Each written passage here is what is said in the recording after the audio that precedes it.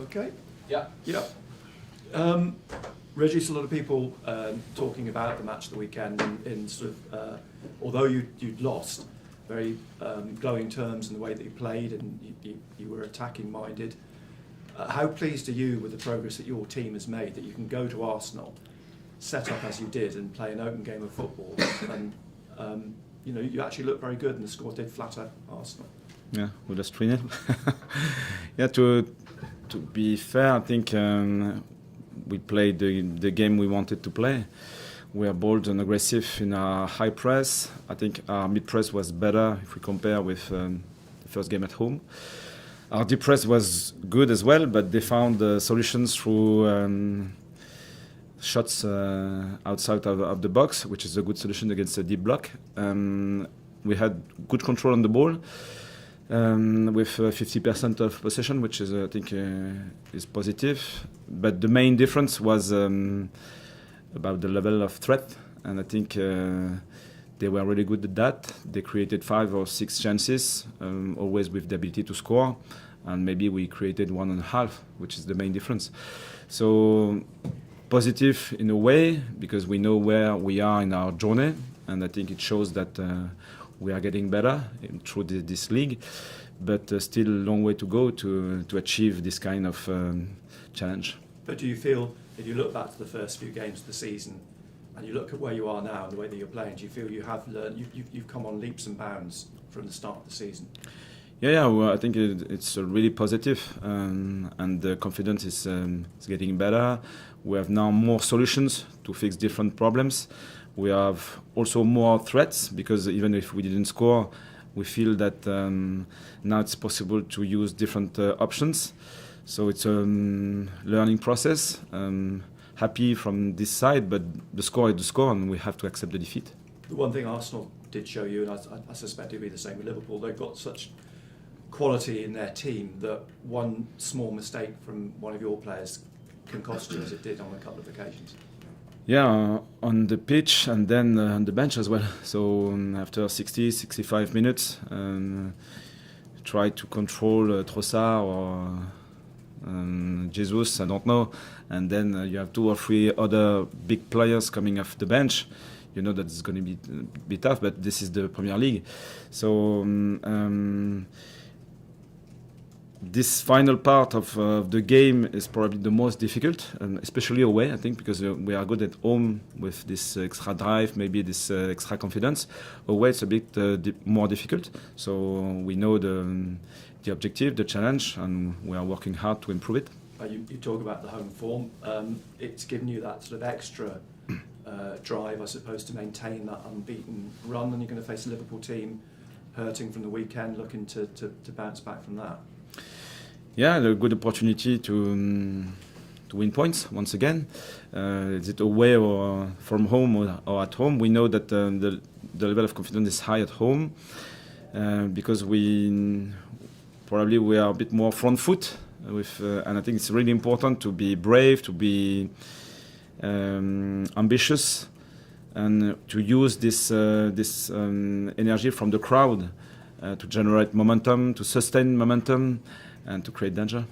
I was reading a piece at the weekend about Ekitike, and as a forward you know all the stats, you'll have all the XGs and so on, but what marks him above perhaps other players is this hunger, this desire, which you can't read stats for that.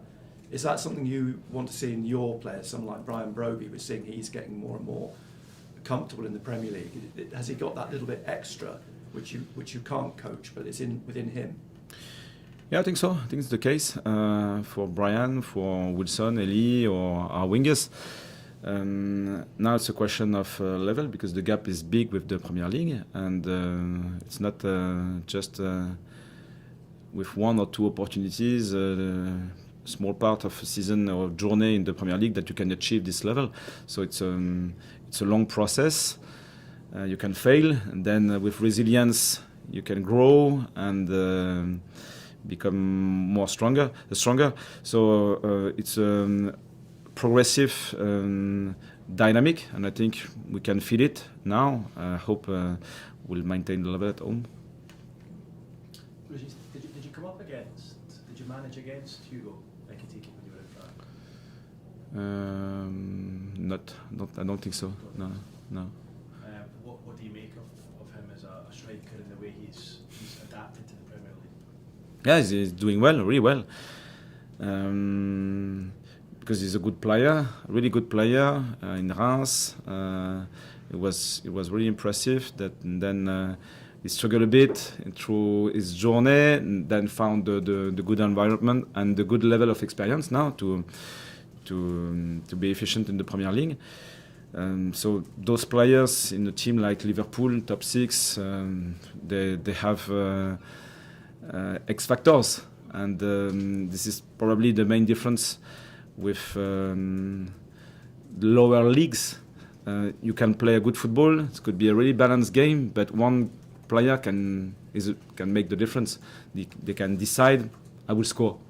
Okay, it's possible. So with our squad, we want to defend together. We want this togetherness is key, but sometimes it's not enough. There's 7 teams in the top 5 leagues in Europe who are unbeaten at home this season. Barcelona, Atletico Madrid, PSG, Borussia Dortmund, Juventus, Napoli, and yourselves. That's pretty good company, isn't it? Absolutely. So the challenge is hard because the level in the Premier League is absolutely fantastic. So it shows that so far we were really good, but the next challenge is always the toughest. And Liverpool has to win. They are really good. They have a few injuries. I think it's simply a part of the Premier League journey, and they will be strong. So tough challenge once again. And it says everything about your season as well. Your season to date. That if you win tomorrow night, you beat Liverpool, you actually go level on points with them, which is incredible. I don't think anyone would have expected that at the start of the season, given that you're a newly promoted side and they won the title last year. Yeah, so it's true, but it's also fragile. So we know that we built strong foundations, but it's always a reset. So bouncing back from the last game will be a tough challenge, but we expect to show great energy. Just finally from me, I think you touched on this last week, so apologies if we're going there again, but Gertrude obviously kind of came close to potentially going to Liverpool on the last few days.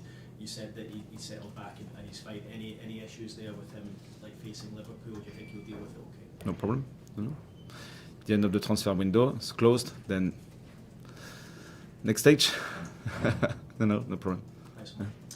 Hi, Régis. Nick mentioned the away form there. I don't want to bring negativity into it, but is that the next stage of the process? Fixing the away form, the home form, as we all know, is absolutely superb. But is that the next stage, getting the away form? Probably the next stage is to keep the home form because it's always a new challenge. And the away form, yeah, absolutely, it's another challenge. We won twice away, which is not bad, to be fair, but we drew often as well. Now winning is another challenge. We know that we won't have many opportunities, and we created those opportunities so far. Excepted 2 or 3 games, I think we had the opportunity to score away, but we didn't. So next stage, more efficiency, being more clinical is still important in football. I just wanted to speak to you about Trey Hume. How proud should Sunderland as a club, as a city, be of Trey Hume and the journey that he's had? And I just want to focus on the captaincy as well. How much of a different captain is he to Granit Xhaka? Yeah, I think Sunderland belongs to a world-class community, and Trey is a good example about earning things on the pitch. His style of play is really well balanced, is versatile, really intelligent, intense, able to wake up the crowd as well. So he's a good captain and good example for the squad. After that, his leadership is different because he doesn't have the same level of experience, but he's vocal, and I think his teammates are really aware of his advices, and speeches are always good before the game. A year ago this week, you were rescuing a point against Watford in the Championship at the Stadium of Light. Now you're about to line up between fixtures where you face the league leaders and the Premier League reigning champions. Do you ever allow yourself just even the slightest moment to reflect on how crazy the last year has been or not? It's tough because the league is so intense that you don't have time to think about the past. And you can think about the previous game to get better, to analyze deeply the performance, but you can't think about your journey because if you just break a bit your dynamic, you won't be ready to face the next challenge, and this is the process important. Just finally from me, we saw a glimpse of Nilson Angulo coming off the bench against us. Where is he at in terms of potentially even starting ahead of the Liverpool game? Where is he at fitness-wise, and what's the team news as well?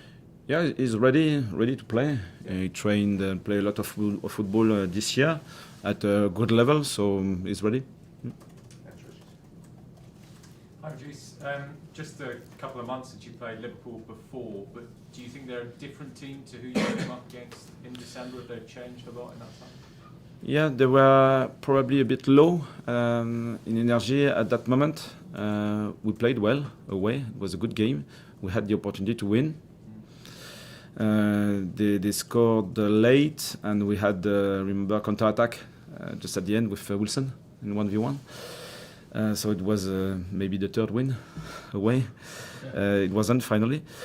So I think they are getting better, and they are strong. They have a few injuries, but the manager is really good. They are Liverpool, and it's a must-win for them once again.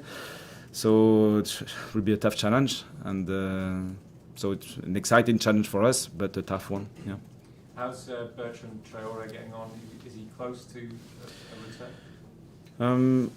Is in the same dynamic, similar to Granit, almost 3 weeks, something like that. So it's always symptom-driven, but they are both in a good place. So I hope hopefully we'll have good news in a few weeks. All right, thank you, Régis. Cheers, cameras up, please, guys.